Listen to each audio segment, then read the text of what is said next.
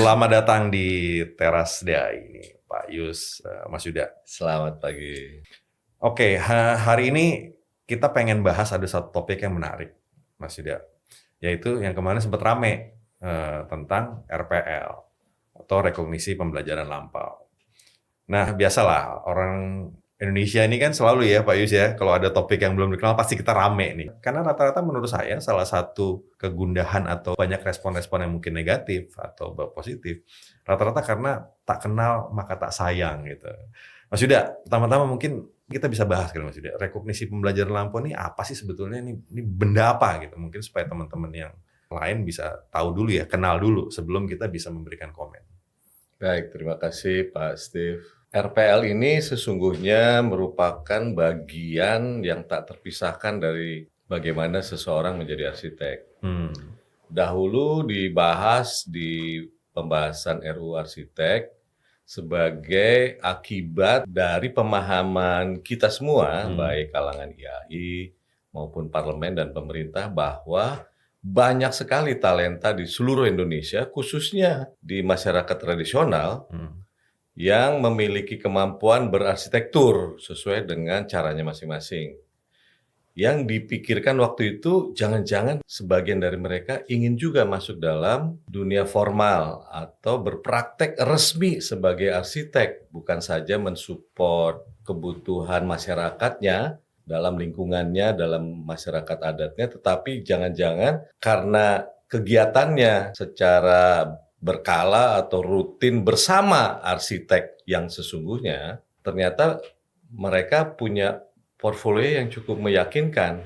Tinggal saja memang kita harus pastikan yang bersangkutan mengetahui dan memahami keandalan bangunan yang terkait dengan kebutuhan modern masyarakat hari ini. Dengan demikian, parlemen, pemerintah, dan IAI juga berpikir apakah sudah saatnya memberikan tempat bagi kawan-kawan mereka yang punya talenta di bidang arsitektur, tapi tentu tidak pernah menempuh pendidikan formal. Bisa berdasarkan magang, atau bekerja bersama orang lain, atau memang otodidak. Di dunia arsitektur, apakah itu arsitektur tradisional atau bersama orang lain, mengerjakan misalnya resort hotel, di mana bangunan-bangunan tradisional seringkali ditransformasikan tuh menjadi bagian dari pembangunan kompleks arsitektur yang lebih modern. Nah, dalam hal itu, Undang-Undang dan PP kemudian memberikan peluang, walaupun tentu dengan persyaratan, yaitu pengalaman sekurang-kurangnya 10 tahun itu dibuktikan lewat portfolio yang tidak abal-abal, nggak kaleng-kaleng gitu, harus betul-betul diyakini oleh panitia atau juri bahwa ini cukup meyakinkan dan mampu ditingkatkan menjadi arsitek kalau yang bersangkutan bisa lulus uji kompetensi. Kira-kira gambarannya begitu. Jadi ini kan kayak usaha untuk apa ya, menurut saya kayak dengan adanya undang-undang arsitek, berarti kan mulai ditata nih praktek arsitek ya kan. Jadi kalau mereka tidak mengikuti aturan yang sudah dibuat di undang-undang arsitek, maka dianggap ilegal begitu kan. Nah ini adalah usaha dong Mas berarti ya untuk mereka yang tidak punya pendidikan formal untuk bisa tap in dengan sistem yang ada. Kira-kira begitu ya. Nah, saya mau beralih nih Pak Yus. Pak Yus sebagai orang yang lama berkecimpung di dalam dunia pendidikan dan praktek gitu ya. Apakah hal ini tuh lazim Pak? Bahwa ada pengalaman-pengalaman seseorang yang tidak mengikuti pendidikan formal itu disetarakan dengan satu kompetensi formal. Apakah praktek ini lazim Pak Yus? Ya, kalau kita lihat dari sudut perkembangannya ya, perkembangan peradaban itu kan tidak tiba-tiba muncul ya di mana-mana. Jadi semua warga masyarakat itu belajar ya, bisa belajar sesamanya, bisa belajar dari orang tua, bisa juga orang tua yang belajar dari yang muda. Ini sudah banyak diamati di dalam peradabannya. Jadi jalur untuk menjadi arsitek bukan satu-satunya lewat jalur formal saja. Ini sangat bergantung kepada konteks budaya setempatnya, di mana seseorang itu hidup. Mungkin tidak ada sekolah. Dia belajar dari lingkungannya, dari sesamanya, sehingga muncul yang kita tahulah apa yang disebut yang utama di antara sebaya ya, primus inter pares itu selalu ada. Jadi ada seseorang yang mungkin sangat tajam di dalam satu bidang tertentu. Misalnya masyarakat pemburu ada yang pandai membaca jejak hewan. Dia nanti menjadi pendahulu dalam upaya berburu. Tidak ada pendidikan formal untuk menjadi pengamat jejak itu, tapi karena ketajamannya. Ada mungkin yang pandai memanjat pohon. Dia dengan cepat manjat pohon ke atas, lalu melihat lingkungan sekitar. Oh, di sana ada sesuatu yang layak kita buru. Dia lalu mempunyai posisi-posisi tertentu. Nah, dalam perkembangan peradaban, ya, dengan singkat begitu, kita memilah-milah dunia pendidikan. Ada pendidikan formal, tadi disinggung oleh Pak Yuda. Jadi dari SD, SMP, SMA, S1, BPARS, kalau arsitek ya. Dan nanti ada magang dan selanjutnya. Itu pendidikan formal. Tapi ada juga, tidak bisa dilupakan, ada pendidikan yang non-formal. Jadi kursus-kursus. Itu ada metodenya sendiri, nanti sifatnya sertifikat. Bukan ijazah, tapi sertifikat. Itu tanda keahlian tertentu. Ada juru ketik, ada penerjemah. Tidak diperoleh dari perguruan tinggi, tapi dari kursus-kursus. Itu informal. Yang non-formal ini yang layaknya terjadi di antara masyarakat, antara warga. Saling belajar, dari masak memasak, jahit penjahit itu bisa sambil ngobrol, sambil arisan dan sebagainya. Itu non-formal itu. Nah, pengalaman yang terhimpun dari proses semacam inilah sebenarnya yang ingin digali lewat RPL. Ini pengalaman ini tidak sia-sia kan. Semestinya dia mempunyai fungsi sosial juga. Nah, dari sanalah lalu gagasan RPL itu diangkat. Masalahnya adalah bagaimana? Apa ukurannya? Nah, ini yang perlu kita bicarakan. Untuk itu perlu lembaga, ada asosiasi, ada dewan, ada juga pendidikan. Sehingga kita bisa menyusun standar-standar yang kira-kira sama. Sama antara formal dan non-formal tadi Pak ya. Bukan berarti yang non-formal jadi lebih mudah gitu kan. Berarti. Tidak berarti sama sekali tidak. Sebab nanti kalau lebih mudah nanti ada risiko-risiko yang di luar yang diharapkan undang-undang ya. Jadi itu diupayakan sama. Atau mungkin bukan sama Pak Yus ya, disetarakan. Sama, kita disamakan lah. Sama atau disamakan ya, setara. Oke, pakai setara boleh. Ekivalen. Oke. Mas Yuda, berarti ini sebetulnya aturan tentang RPL ini sudah ada dong di undang-undang kan ya sebetulnya kan? Sesungguhnya sudah ada. Jadi memang sejak awal, dari awal undang-undang disusun lalu sampai terbit itu sudah ada memang konsep RPL ini kan? Hanya telat kita umumkan secara resmi lewat proses yang kita jalani hari ini kan memang fokus pada pemegang SKA terdahulu dan kemudian uji kompetensi lewat program EPA. Ya, karena kita dalam layanan DAI kita baru membuka secara bertahap betul karena transisi. Dan bahkan ada di undang-undang dan sudah dicantumkan juga dalam PP ya, PP 15 tahun 2021 mungkin luput dari perhatian. Iya, oke. Nah, sasarannya siapa sih Mas sebetulnya RPL ini? Apakah memang hanya untuk tadi yang dibilang mahasiswa arsitek yang malas ikutan EPAM, ikut magang gitu ya? Atau siapa sih sebetulnya gitu? Ya, ini kalau lihat reaksi dari kawan-kawan seantero Indonesia, kita memang perlu kehati-hatian untuk kemudian menafsirkan pasal-pasal yang terkait dengan RPL. Hari ini kita belum betul-betul memutuskan kira-kira bagaimana caranya kita mendefinisikan lebih tajam lagi tentang RPL. Maksudnya siapa yang boleh ikut agar setara dengan yang formal tadi. Siapa yang boleh ikut dalam pengertian mungkin ada rentang keahlian di bidang arsitektur yang perlu kita petakan sebelum kemudian kita memutuskan, karena tentu kita tidak ingin ini kesannya seolah-olah kalau gitu nggak usah sekolah arsitektur saja gitu. Nggak. RPL ini adalah salah satu bagian yang melengkapi proses menjadi arsitek. Tidak akan jadi mainstream sudah pasti. Tapi memberikan peluang bagi banyak kawan-kawan yang barangkali seperti tadi disampaikan Pak Yus punya talenta namun tidak masuk dalam mainstream. Nah, undang-undang dan PP berusaha mengakomodasi itu tentu dengan persyaratan-persyaratan yang segera akan kita bahas di dalam waktu yang tidak terlalu lama sebelum nanti akan diluncurkan. Nah, Mas Yuda, kayaknya kalau nggak salah ada arsitek Jepang ya yang dia nggak punya pendidikan formal arsitek, terus tapi kemudian jadi arsitek ya. Saya lupa. Tandawando ya. Tapi itu kan satu di antara 10 juta Mungkin bakal orang kayak begitu ya, barangkali. RPL itu bakal menyasar tiba-tiba ada Tandao Indonesia gitu ya, yang kemudian dia bisa karena dia dengan talentanya, dengan pengalaman dia di dalam mungkin dia pernah bekerja sekian tahun di bawah arsitek, terus kemudian dia bisa mengikuti RPL dan bisa dapat gelar arsitek. Malah kalau dalam sejarah kita jangan lupa salah satu penggagas Ikatan Arsitek Indonesia yaitu arsitek Mas Susilo yang kemudian jadi Muhammad Susilo, itu dari sisi pendidikan nggak selesai.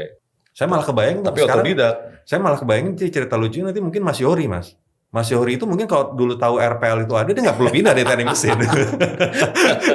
Dia nggak perlu tuh pindah arsitektur. Dia udah nanti gue jadi arsitek, sekarang dia jadi arsitek lewat RPL. Jangan-jangan gitu ya kalau di lokalnya gitu ya. Jadi Mas Susilo atau Muhammad Susilo itu kemudian ikut ujian di lingkungan PU dan lolos, tapi RPL dia.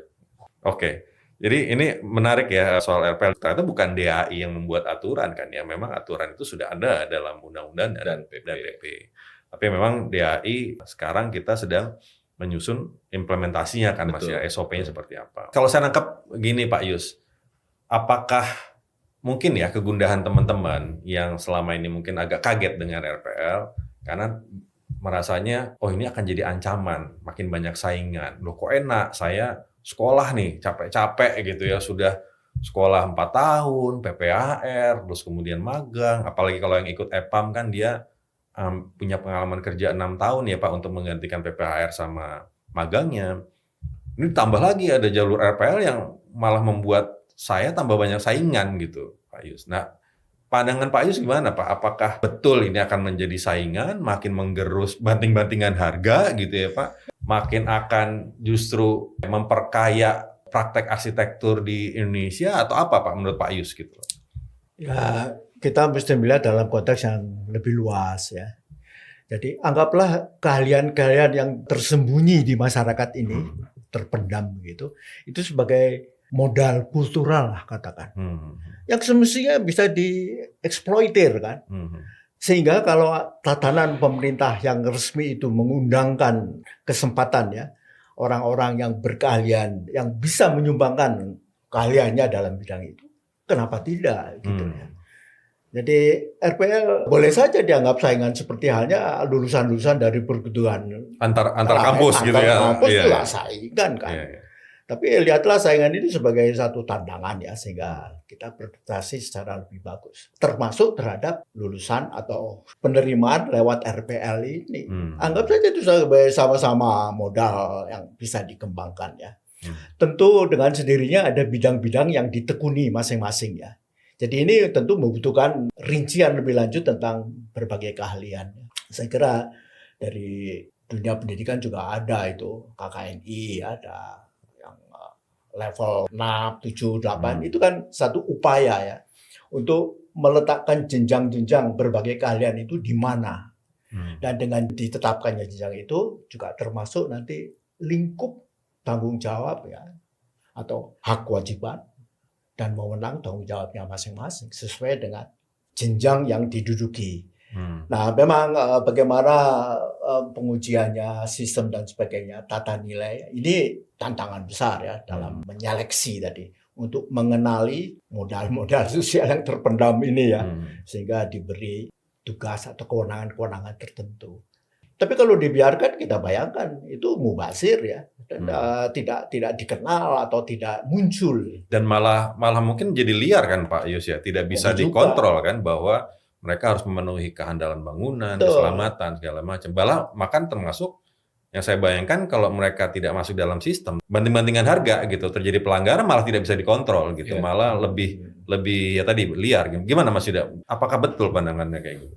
Pertama-tama saya ingin mengatakan pikiran saya hari ini RPL ini pasti bukan mainstream untuk mendapatkan SRA. Sehingga talenta-talenta ini saya yakin juga kalaupun tersebar di seluruh Indonesia jumlahnya mungkin tidak terlalu banyak gitu. Jangan bayangkan ini akan ada 2.000, 3.000 kawan-kawan akan mendapatkan SRA lewat RPL. Justru bayangan saya kalau saya dulu bahkan nggak sekolah arsitektur, untuk berpraktek arsitektur aja udah pasti nggak mungkin lah. Jadi ini memang spesial ya, spesial talenta yang seperti yang Pak Yus sampaikan tersembunyi gitu, emas atau berlian lah di dalam tanah yang kita gali untuk menjadi modal sosial atau modal kultural ya, modal budaya yang melengkapi khasanah praktek arsitek di Indonesia, bukan sebagai musuh. Karena orang-orang seperti ini pikiran saya langka. Artinya itu akan ditentukan tadi oleh persyaratan-persyaratan yang akan kita susun untuk memastikan yang bersangkutan memang memenuhi syarat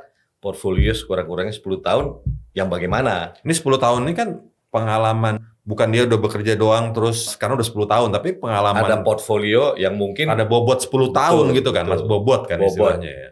Lebih baik, kurang nggak boleh. Dan itu pun juga tentu dengan kriteria dengan mata yang agak berbeda. Karena yang bersangkutan tidak mengikuti pendidikan formal, sekurang-kurangnya begitu ya. Nah, itu perlu didefinisikan lebih tajam supaya ada fairness juga.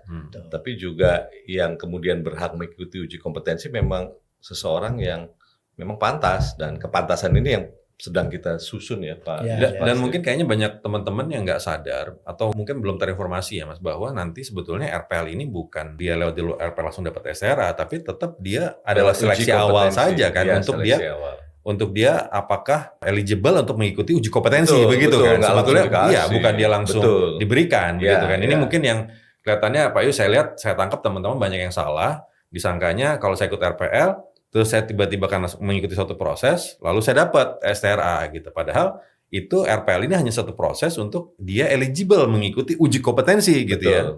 Nah, kalau saya sih nangkapnya, Mas Yuda, ya orang yang sekolah aja susah ya Pak Yus gitu lolosnya gitu, harus punya dengan apalagi mereka yang tidak pernah mendapat ilmu tadi, begitu ya, pendidikan formal tadi. Jadi mereka harus kerja. Jadi mereka pasti setelah mereka dibuktikan bahwa mereka eligible mengikuti proses STRA, mereka akan mengikuti proses yang sama setara dengan teman-teman yang mengikuti pendidikan formal, begitu ya. Betul. Bahkan tadi kan ada indikasi seolah-olah ujiannya lalu gimana?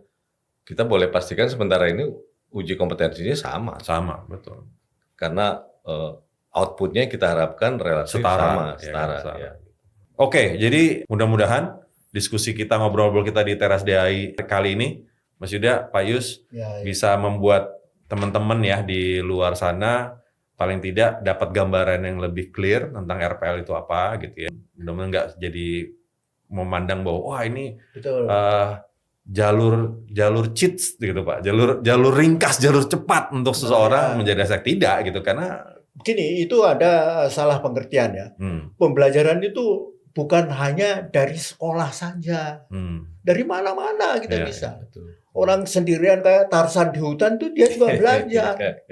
Sebetulnya konsep yang kita bikin bahwa penyetaraan kemarin pengalaman 4 tahun kerja itu setara dengan PPR, sebetulnya termasuk bagian dari metode rekognisi itu kan Pak Yus kan? Persis. Dan masalahnya adalah dalam ukuran tadi. Iya, betul. Mengukurnya bagaimana, tesnya memang ini masalah. Tapi ya ketahuilah kepandaian, keterampilan itu tidak hanya dari sekolah. Dari mana-mana bisa muncul, dan ini yang ingin digali dengan semangat RPL itu sebenarnya. Jadi ya baik kita renungkan, kalau tidak ada RPL itu mubazir, itu tidak bisa masuk dalam sistem. Kalau pembangunan itu yang formal itu sebagai sistem, dia berada di luar. Dan yang paling penting saya lihat gini Pak Yus, mereka jadinya tidak bisa bertanggung jawab. Ya kan? Ya. Dengan mereka masuk ke dalam sistem, mereka menjadi orang yang mendesain, merancang, dan sekaligus bertanggung jawab, gitu kan? Dia harus tunduk, harus patuh pada peraturan-peraturan yang sudah digaris. Dan dia masuk ke dalam sistem, dia harus mengikuti apa yang sudah ada aturan-aturan dalam sistem tadi, gitu kan? Jadi kita sedang cari pemahaman itu yang perlu, supaya tidak ada semacam polemik, ketakutan, saingan, kok mudah betul.